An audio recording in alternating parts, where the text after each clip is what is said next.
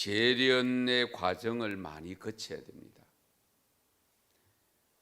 사람도 우리 인생을 살면서 훌륭한 삶을 살기 위해서는 뜻하지 않는 시련이든 자기가 자초하는 일이든 하여튼 시련을 겪지 않으면 훌륭한 반열에 들어서기가 어렵습니다. 우리가 예수를 믿고 팔자 고칠 생각부터 하면 안 된다고 제가 가끔씩 말씀을 드립니다. 예수 믿는 신앙생활은 십자가를 지고 가는 생활이지 벗어놓고 가는 삶이 아니기 때문입니다. 처음부터 십자가를 지라고 하면 질 사람 아마 없을 겁니다. 그래서 하나님도 우리 하나님을 경외하는 우리 백성들의 삶을 살면 우리가 세상에 사는 동안도 복을 주신다고 분명히 약속을 또 하고 있습니다. 그럼에도 불구하고 우리가 살아가는 삶 속에 반드시 십자가를 지고 쫓으라고 한 것을 우리가 잊어서는 안 됩니다. 오늘 본문 말씀을 보시면 훌륭한 신앙인이 되기 위해서는 어떤 과정을 거쳐야 되는가를 가르쳐 주고 있습니다. 그런데 오늘 특별히 우리가 이해해야 할 구절이 있는데요. 연단하려고 오는 불시험이라는 구절이 있습니다. 연단하려고 하는 불시험. 여기 불시험이라는 것은 무엇을 의미하느냐? 이 불시험이라는 것은 쇠붙이를 여러분 불에 달구잖아요. 옛날엔 다, 지금은 용광로 속에서 전부 달궈지고 그 제철 공장에서 다 하지만은 지금도 시골에는 홈이나 낫이나 작은 칼이나 이런 부분들을 할 때의 대장장이들 기억하실 겁니다. 벌겋게 수풀을 달구어 놓고 거기에 철을 넣어서 달면 망치로 두들기고 그것을 찬물에 넣었다가 뺐다가 이것을 가지고 강도를 조절하는, 자기들 경험상으로 하는, 그렇게 해서 날선 칼을 만들어내고 낫을 만들어내고 호미를 만들어내고 연장을 만들어내는 것을 저희는 어릴 때부터 많이 보아왔습니다. 바로 여기 불시험이라는 것은 바로 그것을 의미합니다. 쇠붙이를 불 속에 넣어서 재련하는 것을 의미합니다. 그러니까 우리가 여기 불시험이라고 할 때에 정말로 뜨거운 불 속에 달구어졌다가 망치로 두들겨 폈다가 그리고 또 물 속에 집어넣었다가 하는 이 과정, 시련이죠. 고난이죠. 바로 그것을 의미할 때에 불시험이라고 한 겁니다. 문제는 우리 초대교회의 신앙생활, 신앙을 통해서 닥쳐올 시련을 미리 베드로는 알고 바로 이 사실들을 알려주는 그런 내용으로 되어 있습니다. 이 불시험은 성도들에게 있어서 불가피한 겁니다. 피할래야 피할 수가 없습니다. 하나님이 주시는 걸 어떻게 피하겠어요? 그래서 오늘 말씀을 보면 사랑하는 자들아 너희를 연단하려고 오는 불시험을 이상한 일 당하는 것 같이 이상히 여기지 말고 오히려 너희가 그리스도의 고난에 참여하는 것으로 즐거워해라. 여기 불시험을 그리스도의 고난에 참여하는 것이라고 일러주고 있습니다. 그리스도의 고난에 참여하는. 그러나 이것이 쉬운 것은 아닙니다. 시련을 좋아할 사람은 아무도 없습니다. 모두가 편안하고 안락하고 순탄하길 원하지 어려운 길을 스스로 기다렸다가 그 길 걸어가려고 가는 사람 사실은 잘 없습니다. 하지만 우리 예수님을 믿고 영생의 소망을 갖고 사는 성도들은 반드시 연단을 위한 불시험이 찾아오는데 그걸 피하지 말라고 했습니다. 오히려 즐거운 마음으로 받으라고 일러주고 있습니다. 고통인데 어떻게 즐거운 마음으로 받아들이겠어요? 그런데 왜 즐거워해야 되느냐? 즐거워해야 될 이유가 있습니다. 하나님의 영광을 나타내실 때에 불시험을 당하는 자들로 하여금 즐거워하고 기뻐하게 하려 함이라고 있습니다. 하나님의 영광을 나타내실 때에 불시험을 당한 자들은 즐거워하고 기뻐하게 된다 하는 말씀입니다. 예수 믿는 성도는 초기에는 거의 시련을 겪습니다. 아마 안 겪은 사람 없을 겁니다. 불시험이 찾아옵니다. 우리의 믿음을 연단하려고 하는 시험도 찾아오지만 한편으로 사탄도 찾아옵니다.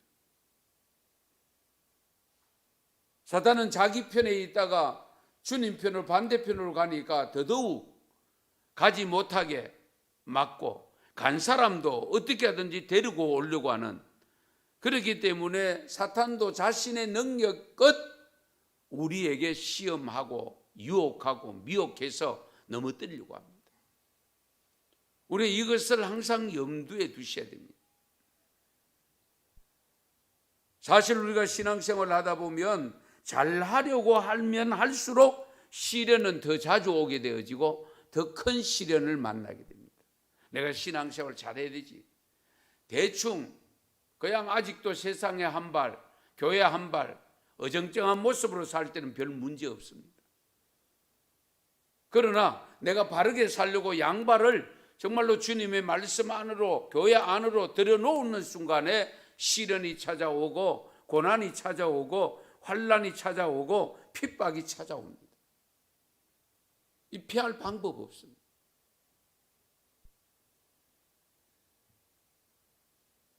때로는 의인은 고난이 많다라고 일러줍니다. 시편 34편 19절에 보면 의인은 고난이 많으나 여호와께서 그의 모든 고난에서 건지시는도다.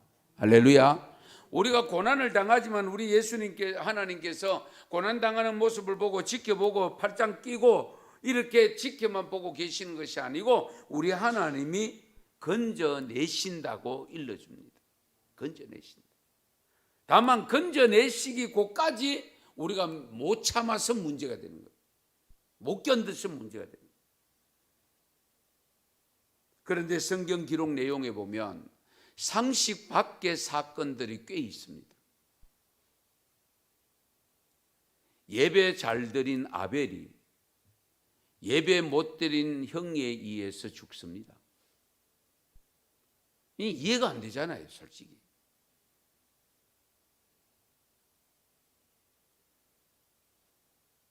형이 죽어야 되지. 예배 잘못 드린 형이 죽어야 되지. 왜 예배 잘 드린 동생이 죽습니까? 아벨이 죽습니까? 상식적으로 보면은 이해가 안 되는 부분이에요. 그런데 하나님은 아벨을 죽게 만들죠.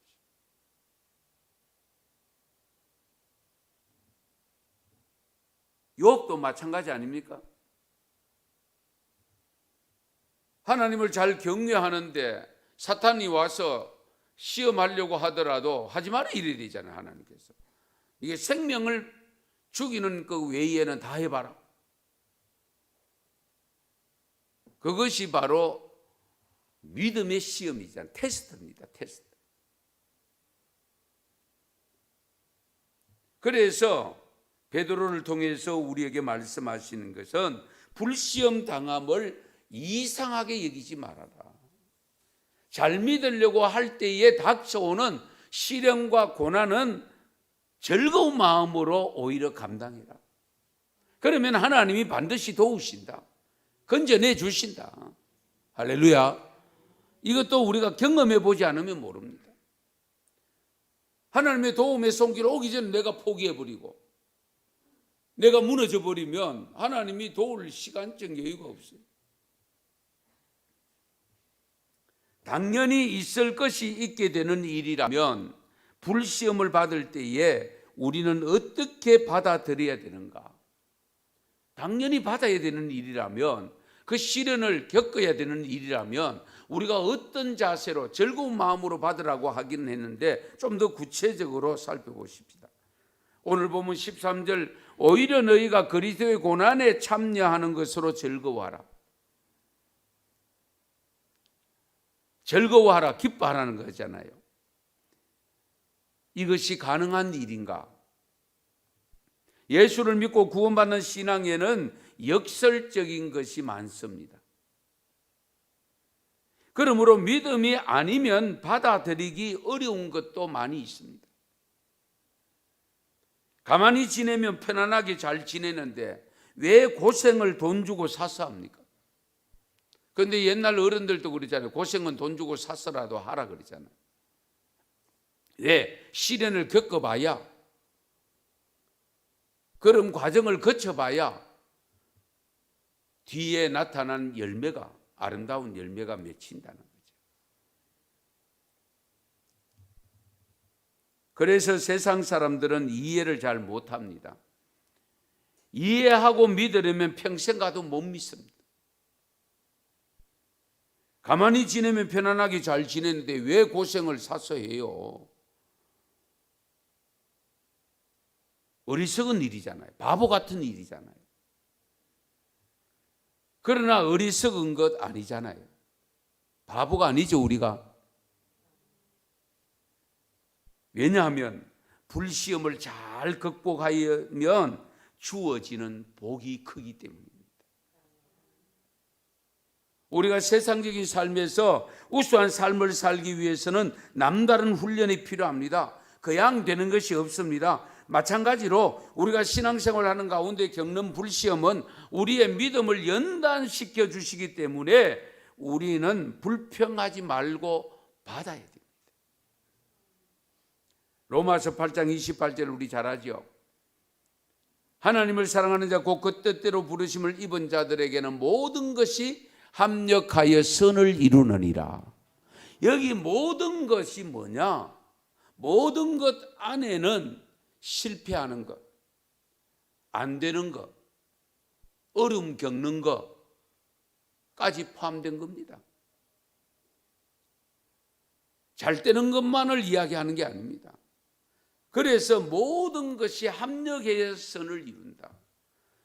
실패하는 것도 장차 유익으로 다가온다는 겁니다. 그런 경우를 우리는 전화위복이라는 단어를 쓰잖아요. 전화위복이 됩니다. 지금도 우리가 코로나 바이러스를 통해서 엄청난 시련을 겪습니다. 그러나 이것이 분명히 하나님의 뜻에 의해서 되어진다면, 이것을 잘 참고 견뎌내면 반드시 뒤에 가면 우리가 아하, 하나님의 뜻을 깨달을 때가 분명히 올 줄 저는 믿고 있습니다. 우리가 지금은 모르니까, 그 뜻을 정확하게 모르니까, 왜 이렇게 하는지를 잘 이해가 안 되니까 안절부절하지만은, 그러나 지나놓고 보면 우리가 항상 늦게 깨닫잖아요. 우리가 밀어내가지고.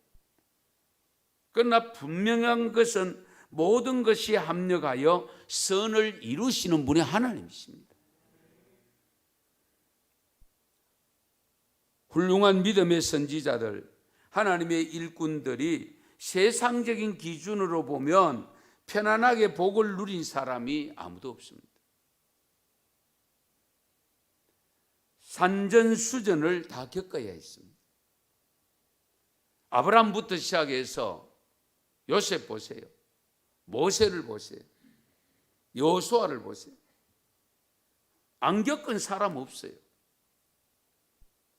그런데 중요한 것은 성도들이 시련을 겪을 때에 그래도 감사하는 마음으로, 즐거운 마음으로 받을 수 있는 것은 하나님이 직접 함께 하시기도 하고 예수님이 동행해 주십니다.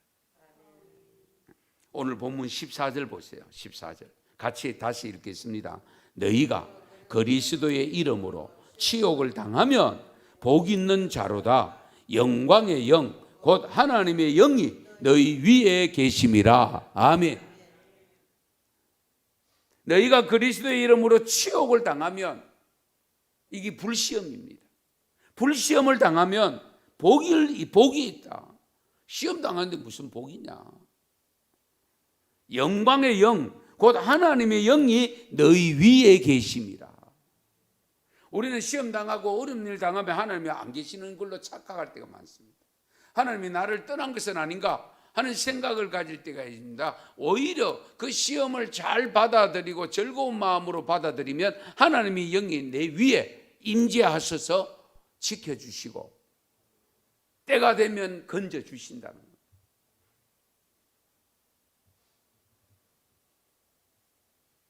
이것을 하나님이 이사야 선지자를 통해서도 약속해 주셨습니다. 우리가 정말 여러분들 잘 외우실 줄 압니다만 이사야 41장 10절에 보면 두려워하지 말라 내가 함께한다. 놀라지 말라 나는 내 하나님이 됨이라. 내가 너를 굳세게 하리라. 참으로 너를 도와주리라. 나의 의로운 오른손으로 너를 붙들리라. 할렐루야. 다니엘이 사자굴에 던져졌을 때에 그 사악한 사나운 맹수의 입도 막아버리잖아요. 다니엘의 세 친구가 불 속에 들어갔을 때에 풀무불 속에 들어갔을 때에 세 사람이 들어갔는데 몇 사람이 있었어요? 네 사람이 있어요. 그 한 사람은 누굴까요? 하나님이죠. 하나님. 하나님이 함께 해주십니다. 우리 예수님도 마찬가지입니다. 제자들이 풍랑을 겪고 있을 때에 일일이 찾아오시거나 아니면 깨어서 주무시다가 깨어나서 해주시고 먹을 거 없다고 할 때는 1인분의 도시락으로 5,000명을 먹이고 7,000명을 먹이고 아프다는 환자가 찾아올 때에 그냥 돌려보내지 않고 치유해 주시고 할렐루야. 그래서 우리 예수님도 마태복음 28장 20절에 보면 내가 세상 끝날까지 너희와 항상 함께 있으리라. 세상 끝날까지 함께 계신다.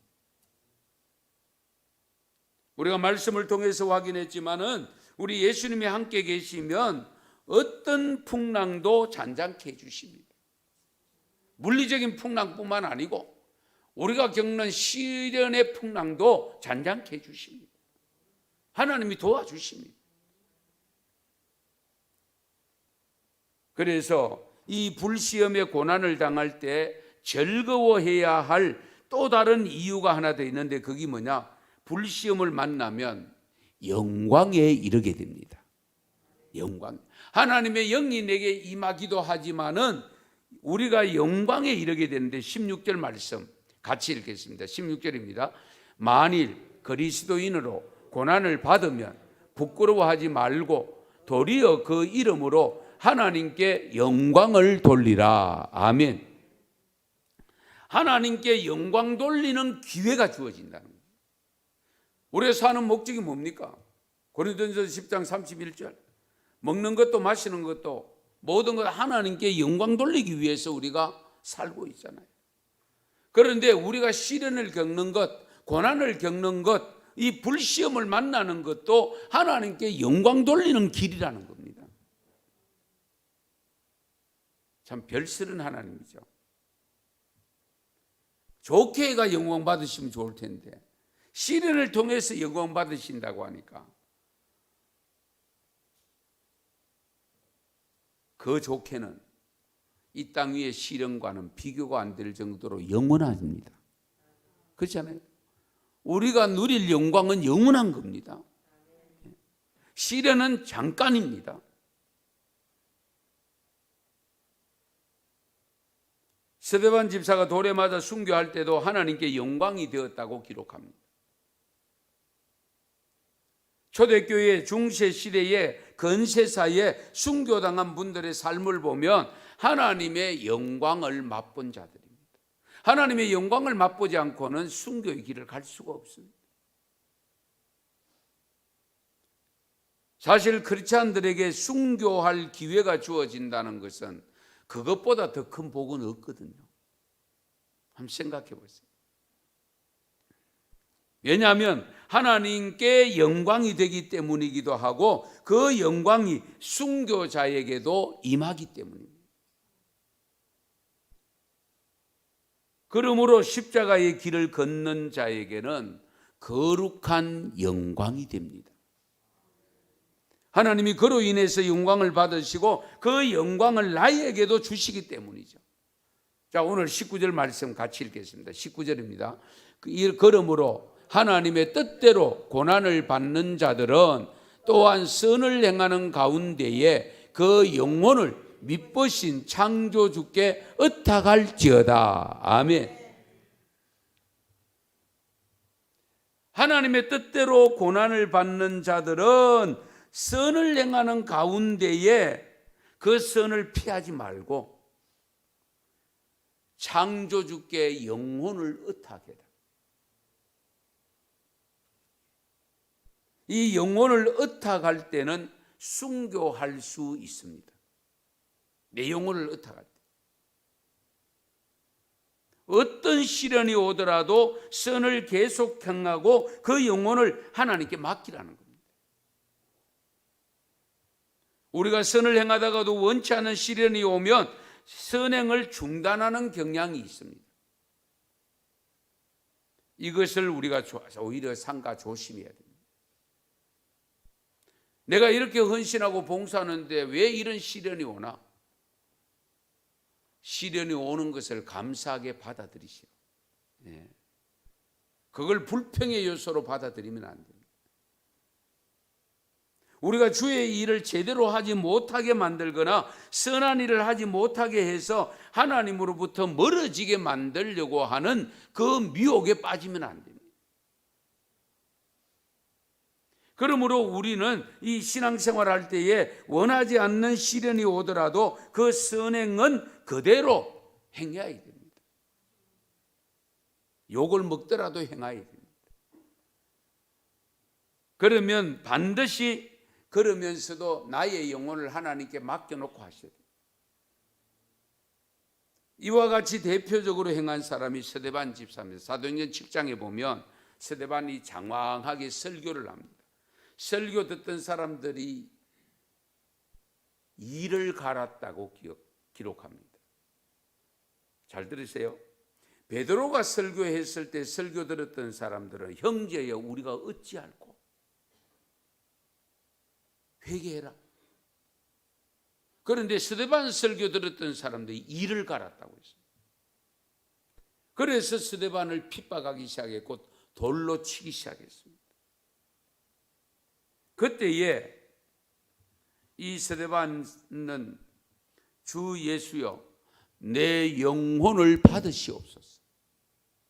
스데반 집사는 자기 영혼을 하나님께 의탁을 합니다. 내 영혼 받아주십시오. 우리가 살아보면 제일 극복이 안 되는 것이 죽음에 관한 사실입니다. 우리는 다 압니다. 그러나 하나님을 모르는 사람들은 어쨌든 태어나서 살다가 언젠가는 죽는다는 건 다 알고 있는데 왜 하필이면 내가 죽어야 되느냐? 내가 이렇게 일찍 가야 되느냐?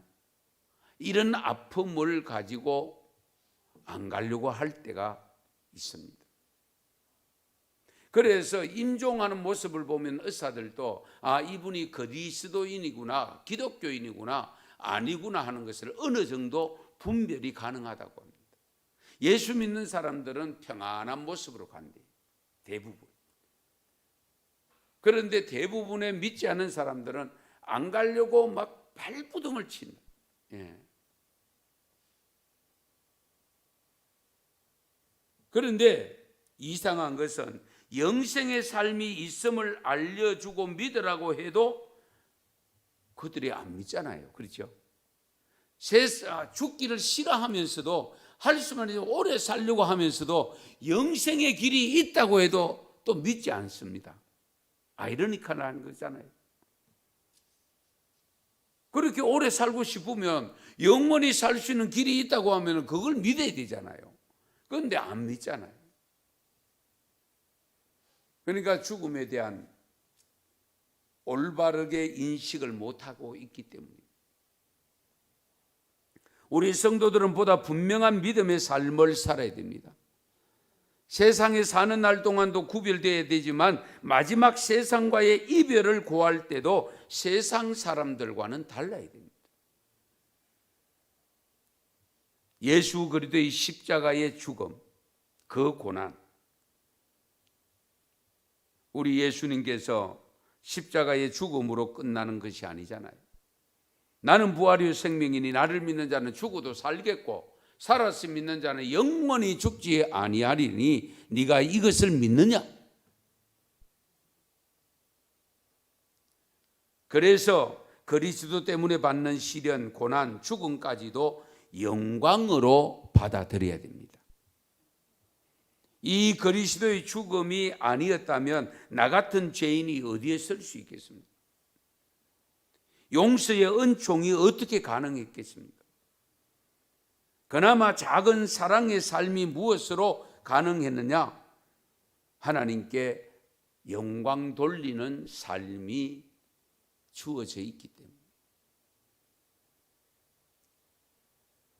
그래서 우리 성도 여러분, 정말 말은 쉬운데 실제적으로 당하면 우리가 극복이 쉽지 않습니다.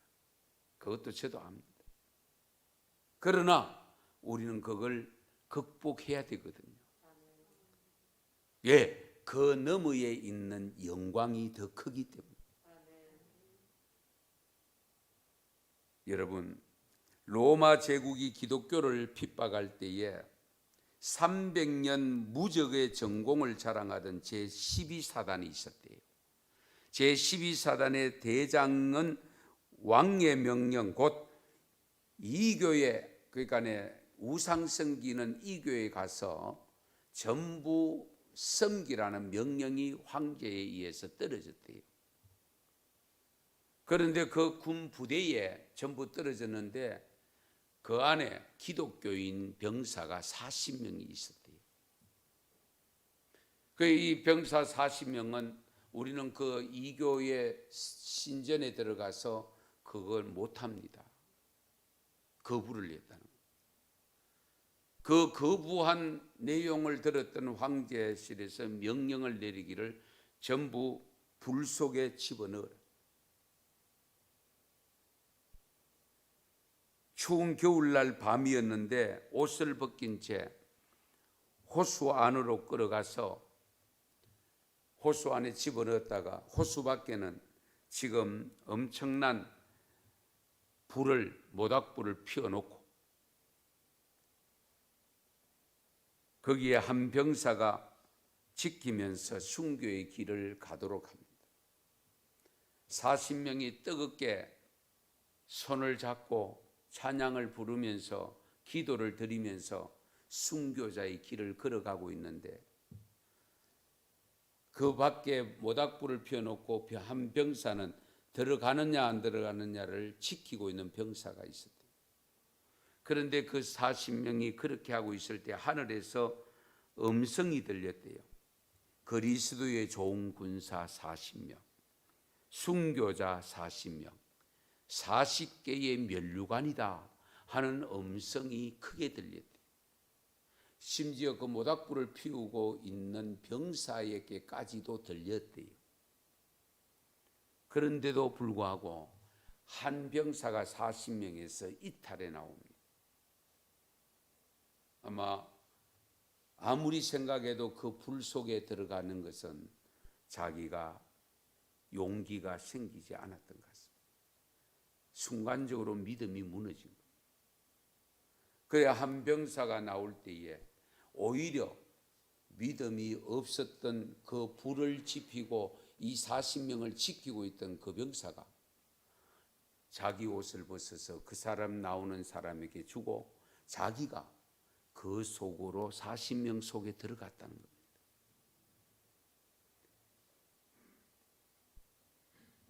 이 이야기는 우리 참된 신앙의 사람은 남에게 감동과 영향을 준다는 것과 잠시 받는 환난, 장차 천국의 영광과는 비교가 될 수 없다는 이 믿음이 없이는 갈 수가 없습니다.